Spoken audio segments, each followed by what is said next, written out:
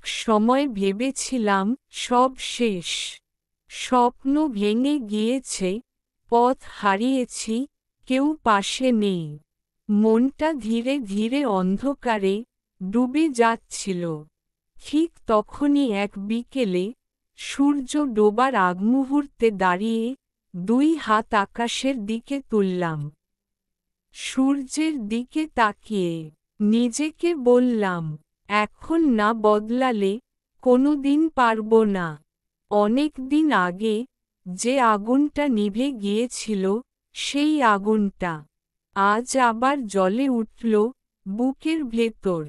সূর্য অস্ত যায় ঠিকই, কিন্তু পরের দিন সে ফিরে আসে আলো নিয়ে। তেমনি আমিও ফিরব নিজের আলো নিয়ে। এই গল্পটা শুধু আমার না, তোমারও। যেখানে থেমে গেছো, সেখান থেকেই শুরু করো আবার। ভেঙে পড়ো না, তুমি নিজেই তোমার শক্তি।